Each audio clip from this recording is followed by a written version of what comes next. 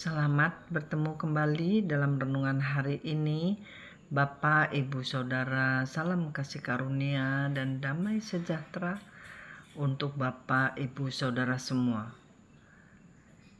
Tahukah saudara apakah kehendak Bapa bagi kita? Mari kita baca ayat hari ini yang diambil dari Yohanes 6 ayat 29.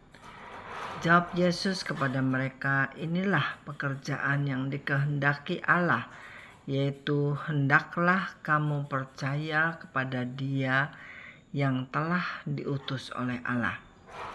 Jadi apakah kehendak Bapa, saudara? Kehendak Bapa adalah kita sebagai manusia percaya kepada Yesus. Ayat 39, dan inilah kehendak Dia yang telah mengutus aku, yaitu supaya dari semua yang telah diberikannya kepadaku, jangan ada yang hilang, tetapi supaya kubangkitkan pada akhir zaman. Saudara, Bapa memberikan daftar nama umat percaya kepada anak dengan pesan anak harus menjaga agar daftar itu tidak ada yang terhilang, sehingga anak dapat membangkitkannya pada akhir zaman.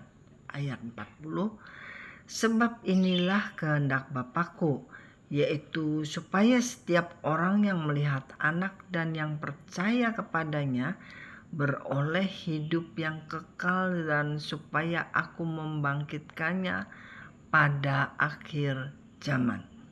Saudara, lagi-lagi dalam ayat ini mengutarakan kehendak Bapa. Apakah kehendak Bapa? Kehendak Bapa adalah kita sebagai umat percaya kepada Yesus beroleh hidup yang kekal, dan Yesus akan membangkitkan kita pada akhir zaman. Jadi saudara-saudara, Bapa sudah memilih kita sejak di dalam kandungan. Dia membuat list nama atau daftar nama-nama yang sudah dipilihnya dan menyerahkannya kepada Kristus untuk dikonfirmasi atau diteguhkan. Dan anak mengatur, menjaga dari daftar tersebut agar tidak ada yang terhilang. Apabila sudah ada kita di antara kita yang sudah mati, anak akan membangkitkannya pada akhir zaman. Kalau anak yang menjaga, apakah akan terhilang, saudara-saudara? Tentu tidak. Dia akan menjaga sebisa-bisa dengan kuat sehingga apa yang sudah dipercayakan Bapa kepadanya tetap tinggal atau stay dalam iman dan tidak akan terhilang. Kita bersama lihat dari Roma 8 ayat 29 dan 30, sebab semua orang yang dipilihnya dari semula, mereka juga ditentukannya dari semula untuk menjadi serupa dengan gambaran anaknya, supaya ia anaknya itu menjadi yang sulung di antara banyak saudara. Dan mereka yang ditentukannya dari semula, mereka itu juga dipanggilnya. Dan mereka yang dipanggilnya, mereka juga dibenarkannya. Dan mereka yang dibenarkannya, mereka itu juga dimuliakannya. Saudara-saudara, dari ayat-ayat di atas ini kita dikonfirmasi bahwa kita umat percaya termasuk orang yang dipilihnya dan ditentukannya. Kita lalu dipanggilnya untuk menduduki 5 office: rasul, gembala, penginjil, pengajar, dan nabi. Lalu kita akan dibenarkan dan dimuliakan menjadi serupa gambar Allah. Proses pengudusan kita bisa seumur hidup dan dilakukan oleh Yesus sendiri. Dari 1 Korintus 1 ayat 30, tetapi oleh Dia kamu berada dalam Kristus Yesus, yang oleh Allah telah menjadi hikmat bagi kita. Ia membenarkan, menguduskan, dan menebus kita.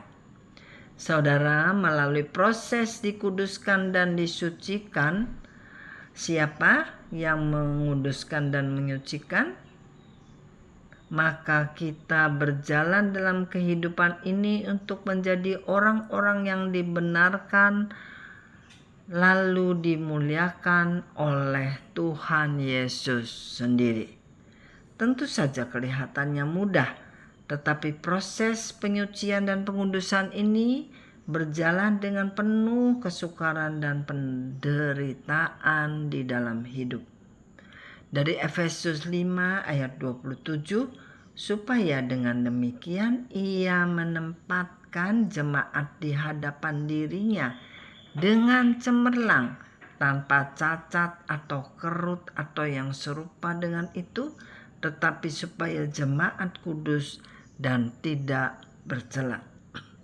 Saudara, semua penderitaan ini menghasilkan buah-buah roh yang hasilnya dinikmati oleh Tuhan Yesus.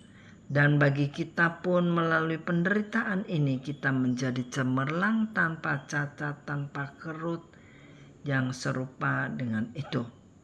Sebagai penutup kita lihat ayat di Roma 8 ayat 18. Penderitaan zaman sekarang ini tidak dapat dibandingkan dengan kemuliaan yang akan dinyatakan kepada kita. Demikianlah renungan hari ini. Salam damai sejahtera dan kasih karunia dari Tuhan kita Yesus Kristus. Amin.